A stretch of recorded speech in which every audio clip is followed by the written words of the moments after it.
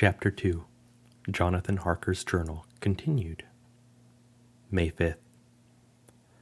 I must have been asleep, for certainly if I had been fully awake, I must have noticed the approach of such a remarkable place.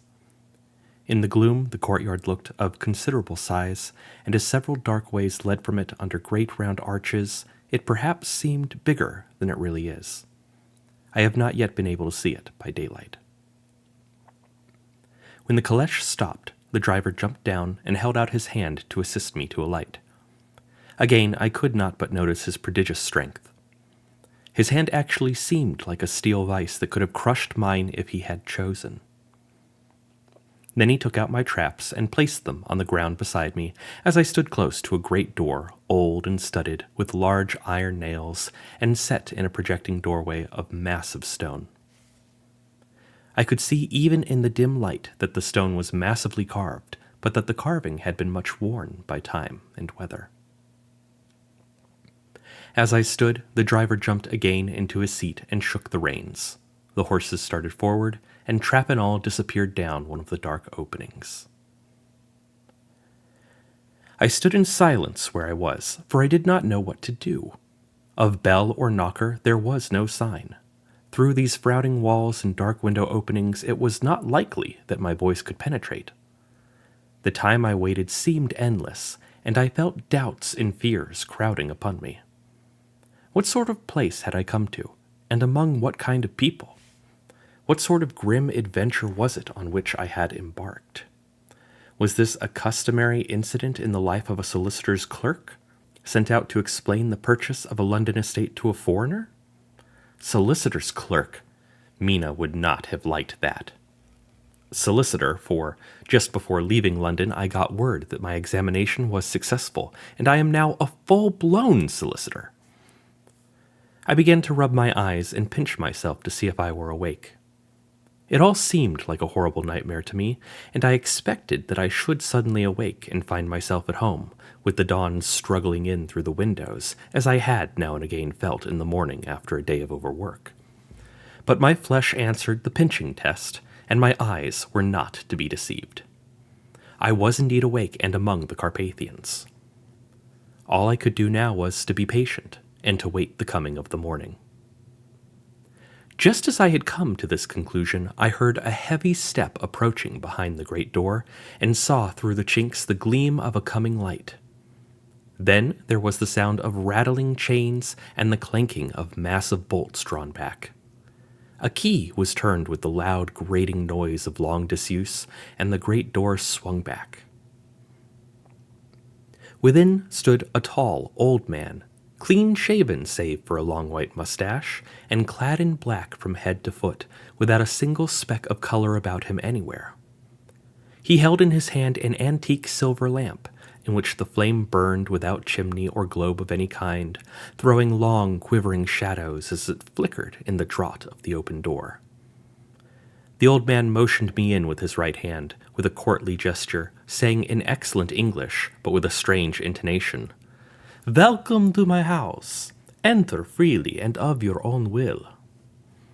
He made no motion of stepping to meet me, but stood like a statue, as though his gesture of welcome had fixed him into stone. The instant, however, that I had stepped over the threshold, he moved impulsively forward and, holding out his hand, grasped mine with a strength which made me wince, an effect which was not lessened by the fact that it seemed as cold as ice, more like the hand of a dead than a living man. Again he said, "Welcome to my house. Come freely, go safely, and leave something of the happiness you bring." The strength of the handshake was so much akin to that which I had noticed in the driver, whose face I had not seen, that for a moment I doubted if it were not the same person to whom I was speaking. So to make sure, I said interrogatively, "Count Dracula?" He bowed in a courtly way as he replied, "I am Dracula, and I bid you welcome, Mr. Harker, to my house. Come in, the night air is chill, and you must need to eat and rest." As he was speaking, he put the lamp on a bracket on the wall, and, stepping out, took my luggage. He had carried it in before I could forestall him. I protested, but he insisted. "Nay, sir, you are my guest. It is late and my people are not available. Let me see to your comfort myself."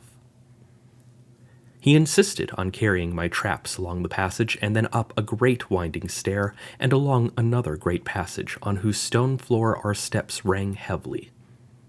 At the end of this he threw open a heavy door, and I rejoiced to see within a well-lit room in which a table was spread for supper, and on whose mighty hearth a great fire of logs, freshly replenished, flamed and flared.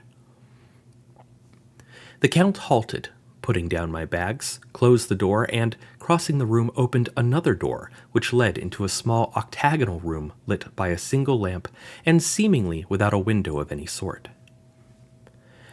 Passing through this, he opened another door and motioned me to enter. It was a welcome sight, for here was a great bedroom well lighted and warmed with another log fire, also added to but lately, for the top logs were fresh, which sent a hollow roar up the wide chimney. The Count himself left my luggage inside and withdrew, saying before he closed the door, "You will need, after your journey, to refresh yourself by making your toilet. I trust you will find all your wish.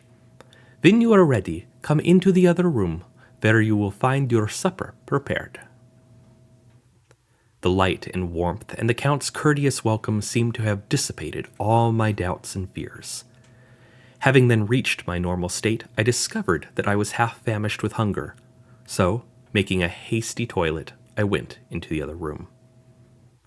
I found supper already laid out. My host, who stood on one side of the great fireplace, leaning against the stonework, made a graceful wave of his hand to the table and said, "I pray you, be seated and sup how you please. You will, I trust, excuse me that I do not join you, but I have dined already, and I do not sup." I handed to him the sealed letter which Mr. Hawkins had entrusted to me. He opened it and read it gravely, then, with a charming smile, he handed it to me to read. One passage of it, at least, gave me a thrill of pleasure. "I must regret that an attack of gout, from which malady I am a constant sufferer, forbids absolutely any traveling on my part for some time to come, but I am happy to say I can send a sufficient substitute, one in whom I have every possible confidence. He is a young man, full of energy and talent in his own way, and of a very faithful disposition. He is discreet and silent, and has grown into manhood in my service. He shall be ready to attend on you when you will during his stay, and shall take your instructions in all matters." The Count himself came forward and took off the cover of a dish, and I fell to at once on an excellent roast chicken. This, with some cheese and a salad and a bottle of old Tokay, of which I had 2 glasses, was my supper. During the time I was eating it, the Count asked me many questions as to my journey, and I told him by degrees all I had experienced.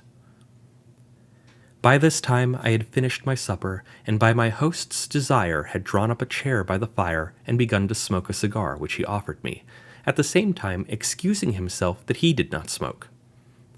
I had now an opportunity of observing him, and found him of a very marked physiognomy. His face was a very strong, aquiline, with high bridge of the thin nose, and peculiarly arched nostrils, with lofty domed forehead, and hair growing scantily round the temples, but profusely elsewhere. His eyebrows were very massive, almost meeting over the nose, and with bushy hair that seemed to curl in its own profusion. The mouth, so far as I could see it under the heavy mustache, was fixed and rather cruel-looking, with peculiarly sharp white teeth. These protruded over the lips, whose remarkable ruddiness showed astonishing vitality in a man of his years. For the rest, his ears were pale, and at the tops extremely pointed. The chin was broad and strong, and the cheeks firm, though thin. The general effect was one of extraordinary pallor. Hitherto I had noticed the backs of his hands as they lay on his knees in the firelight, and they had seemed rather white and fine. But seeing them now, close to me, I could not but notice that they were rather coarse, broad with squat fingers. Strange to say, there were hairs in the center of the palm. The nails were long and fine and cut to a sharp point. As the Count leaned over me and his hands touched me, I could not repress a shudder. It may have been that his breath was rank, but a horrible feeling of nausea came over me which, do what I would, I could not conceal. The Count, evidently noticing it, drew back and with a grim sort of smile, which showed more than he had yet done his protuberant teeth, sat himself down again on his own side of the fireplace. We were both silent for a while, and as I looked towards the window I saw the first dim streak of the coming dawn. There seemed a strange stillness over everything, but as I listened I heard, as if from down below in the valley, the howling of many wolves. The Count's eyes gleamed, and he said, "Listen to them, the children of the night. What music they make!" Seeing, I suppose, some expression in my face strange to him, he added, "Ah, sir, you dwellers in the city cannot enter into the feelings of the hunter." Then he rose and said, "But you must be tired. Your bedroom is all ready, and tomorrow you shall sleep as late as you will. I have to be away till the afternoon, so sleep well and dream well." With a courteous bow, he opened for me himself the door to the octagonal room, and I entered my bedroom. I am all in a sea of wonders. I doubt, I fear, I think strange things which I dare not confess to my own soul. God keep me, if only for the sake of those dear to me. May 7th. It is again early morning, but I have rested and enjoyed the last 24 hours. I slept till late in the day, and awoke of my own accord. When I had dressed myself, I went into the room where we had supped, and found a cold breakfast laid out, with coffee kept hot by the pot being placed on the hearth. There was a card on the table, on which was written, "I have to be absent for a while. Do not wait for me. D."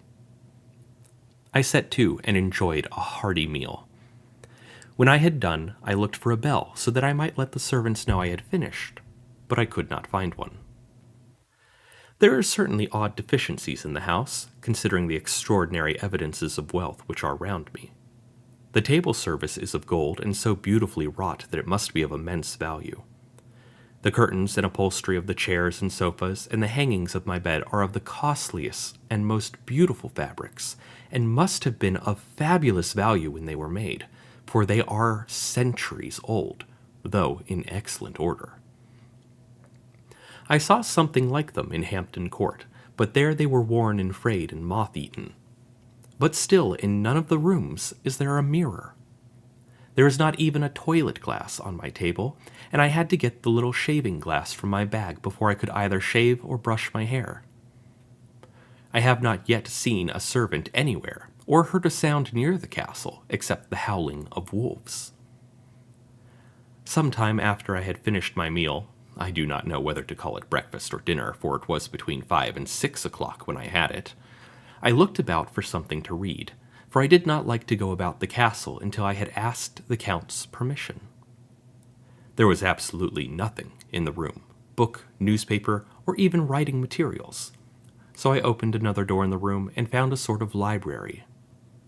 The door opposite of mine I tried, but found it locked. In the library I found, to my great delight, a vast number of English books, whose shelves full of them, and bound volumes of magazines and newspapers. A table in the center was littered with English magazines and newspapers, though none of them were of very recent date. The books were of the most varied kind: history, geography, politics, political economy, botany, geology, law, all relating to England and English life and customs and manners. There were even such books of reference as the London Directory, the Red and Blue books, Whitaker's Almanac, the Army and Navy lists, and, it somehow gladdened my heart to see it, the Law List. While I was looking at the books, the door opened and the Count entered. He saluted me in a hearty way and hoped that I had a good night's rest. Then he went on, "I am glad you found your way in here, for I am sure there is much that will interest you.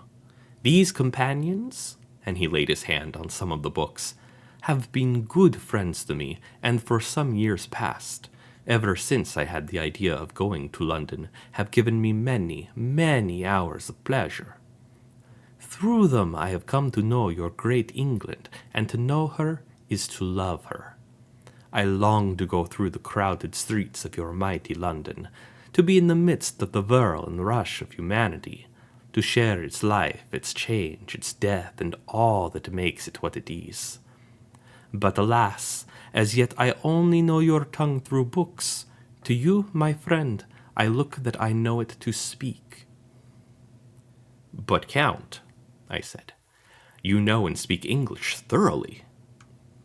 He bowed gravely. I thank you, my friend, for your all too flattering estimate, but yet I fear that I am but a little way on the road I would travel. True, I know the grammar and the words, but yet I know not how to speak them. Indeed, I said, you speak excellently. Not so, he answered. Well, I know that, did I move and speak in your London, none that are who would not know me for a stranger. That is not enough for me. Here I am noble, I am boyar. The common people know me, and I am master. But a stranger in a strange land, he is no one. Men know him not, and to know not is to care not for. I am content if I am like the rest, so that no man stops if he see me, or pause in his speaking if he hear my words. Ha ha, a stranger! I have been so long master that I would be master still, or at least that none other should be master of me. You come to me not alone as agent of my friend Peter Hawkins of Exeter to tell me all about my new estate in London. You shall, I trust, rest here with me a while, so that by our talking I may learn the English intonation, and I would that you tell me when I make error, even of the smallest, in my speaking. I am sorry that I had to be away so long today, but you will, I know, forgive one who has so many important affairs in hand. Of course, I said all I could about being willing, and asked if I might come into that room when I chose. He answered, Yes, certainly, and added, You may go anywhere you wish in the castle, except where the doors are locked. There, of course, you will not wish to go. There is reason that all things are as they are, and did you see with my eyes and know with my knowledge, you would perhaps better understand. I said I was sure of this, and then he went on. We are in Transylvania, and Transylvania is not England. Our ways are not your ways, and there shall be to you many strange things. Nay, from what you have told me of your experiences already, you know something of what strange things there may be. This led to much conversation, and as it was evident that he wanted to talk, if only for talking's sake, I asked him many questions regarding things that had already happened to me or come within my notice. Sometimes he sheered off the subject or turned the conversation by pretending not to understand, but generally he answered all I asked most frankly. Then, as time went on, and I had got somewhat bolder, I asked him of some of the strange things of the preceding night, as, for instance, why the coachman went to the places where he had seen the blue flames. He then explained to me it was commonly believed that on a certain night of the year, last night in fact, when all evil spirits are supposed to have unchecked sway, a blue flame is seen over any place where treasure has been concealed. That treasure has been hidden, he went on, in the region through which you came last night. There can be but little doubt, for it was the ground fought over for centuries by the Wallachian, the Saxon, and the Turk. Why, there is hardly a foot of soil in all this region that has not been enriched by the blood of men, patriots or invaders. In old days, there were stirring times when the Austrian and the Hungarian came up in hordes, and the patriots went out to meet them, men and women, the aged and the children too. and waited their coming on the rocks above the passes, that they might sweep destruction on them with their artificial avalanches. When the invader was triumphant, he found but little, for whatever there was had been sheltered in the friendly soil. But how, said I, can it have remained so long undiscovered, when there is a sure index to it if men will but take the trouble to look? The Count smiled, and as his lips ran back over his gums, the long, sharp canine teeth showed out strangely. He answered, "Because your peasant is at heart a coward and a fool. Those flames only appear on one night, and on that night no man of this land will, if he can help it, stir without his doors. And, dear sir, even if he did, he would not know what to do.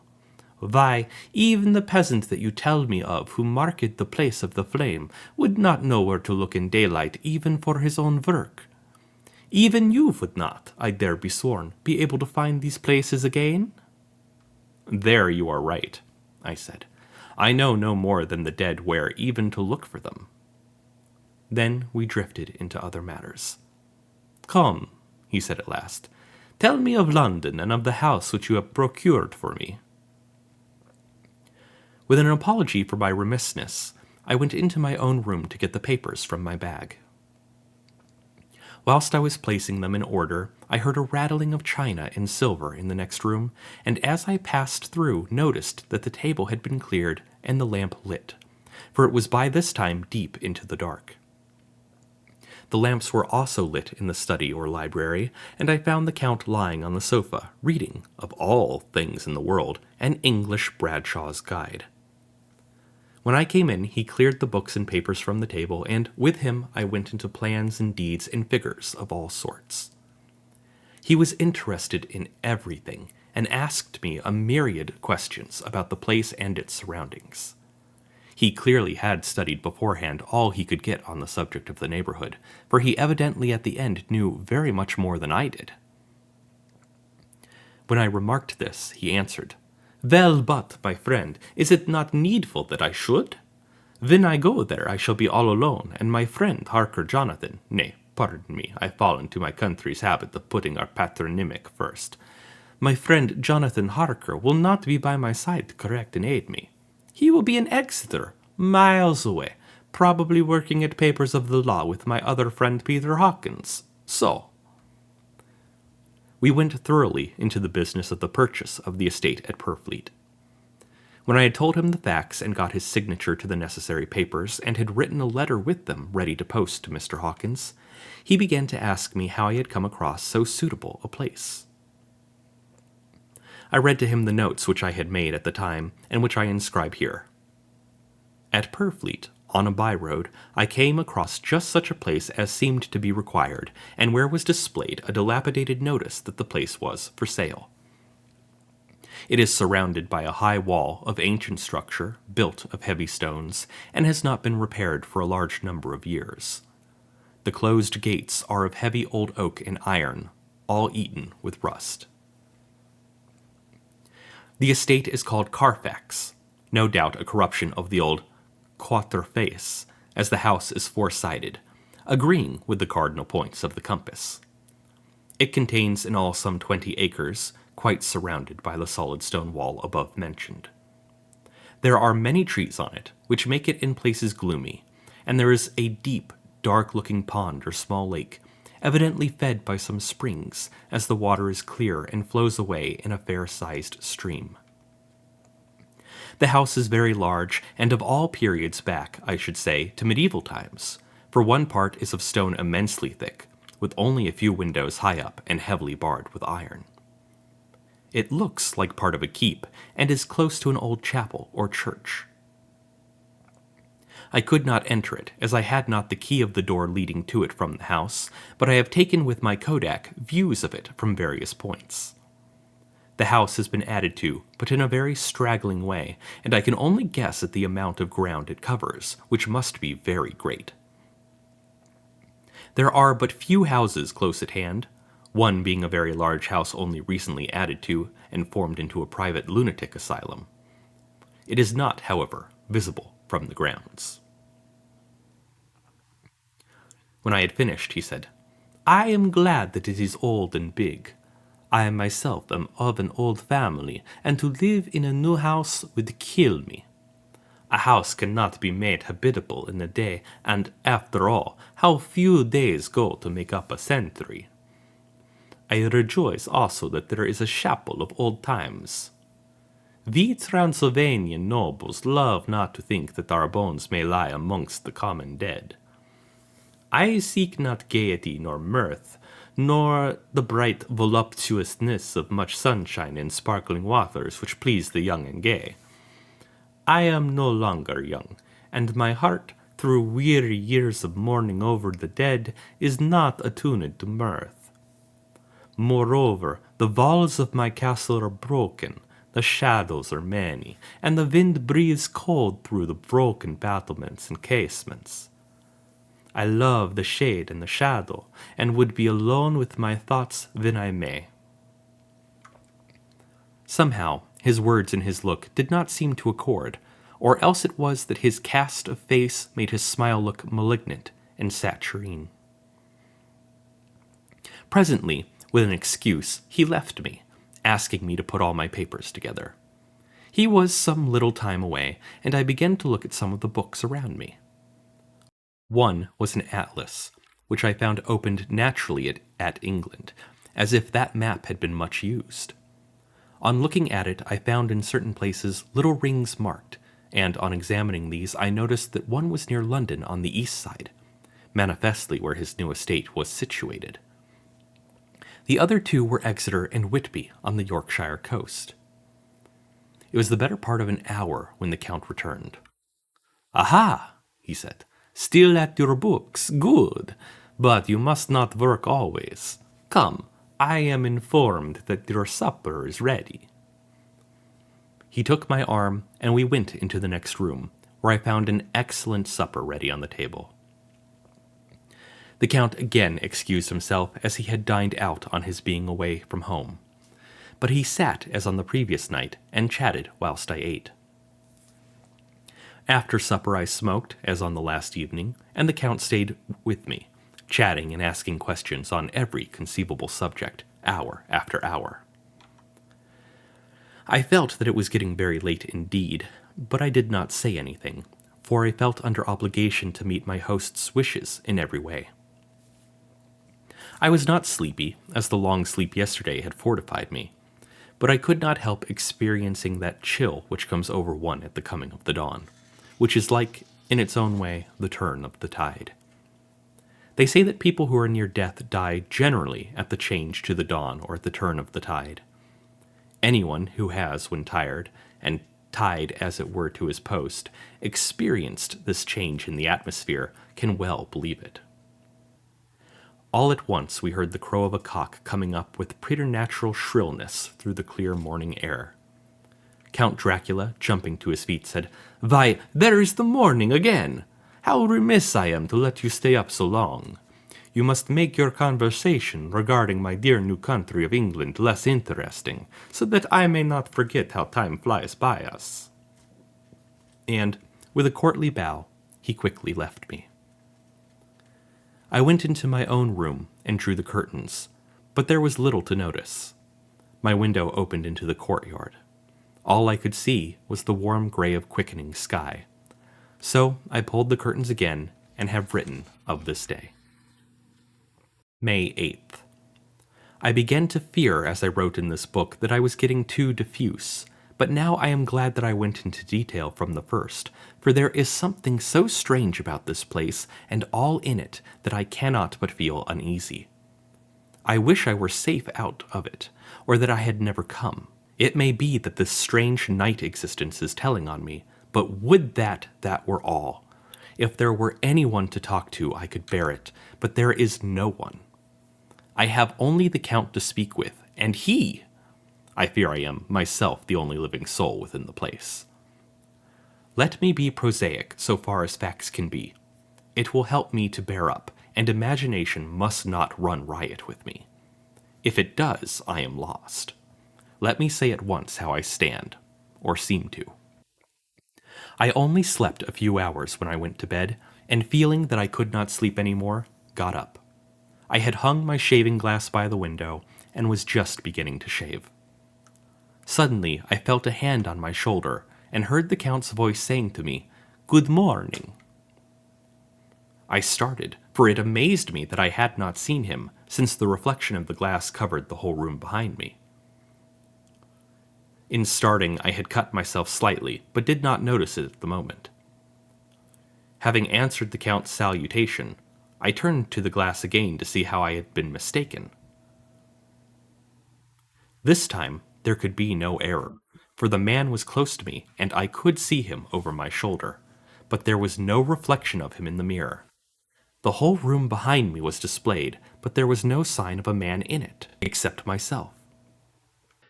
This was startling and, coming on the top of so many strange things, was beginning to increase that vague feeling of uneasiness which I always have when the Count is near. But at the instant, I saw that the cut had bled a little, and the blood was trickling over my chin. I laid down the razor, turning as I did so half round to look for some sticking plaster. When the Count saw my face, his eyes blazed with a sort of demoniac fury, and he suddenly made a grab at my throat. I drew away, and his hand touched the string of beads which held the crucifix. It made an instant change in him, for the fury passed so quickly that I could hardly believe that it was ever there. "Take care," he said. "Take care how you cut yourself. It is more dangerous than you think in this country." Then, seizing the shaving glass, he went on, "And this is the wretched thing that has done the mischief. It is a foul bauble of man's vanity. Away with it." And, opening the heavy window with one wrench of his terrible hand, he flung out the glass, which was shattered into 1,000 pieces on the stones of the courtyard far below. Then he withdrew without a word. It is very annoying, for I do not see how I am to shave, unless in my watch case or the bottom of the shaving pot, which is fortunately of metal. When I went into the dining room, breakfast was prepared, but I could not find the Count anywhere, so I breakfasted alone. It is strange that as yet I have not seen the Count eat or drink. He must be a very peculiar man. After breakfast, I did a little exploring in the castle. I went out on the stairs and found a room looking towards the south. The view was magnificent, and from where I stood there was every opportunity of seeing it. The castle is on the very edge of a terrible precipice. A stone falling from the window would fall 1,000 feet without touching anything. As far as the eye can reach is a sea of green treetops, with occasionally a deep rift where there is a chasm. Here and there are silver threads where the rivers wind in deep gorges through the forests.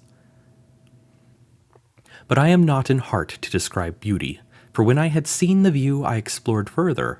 Doors, doors, doors everywhere, and all locked and bolted. In no place, save from the windows in the castle walls, is there an available exit. The castle is a veritable prison, and I am a prisoner.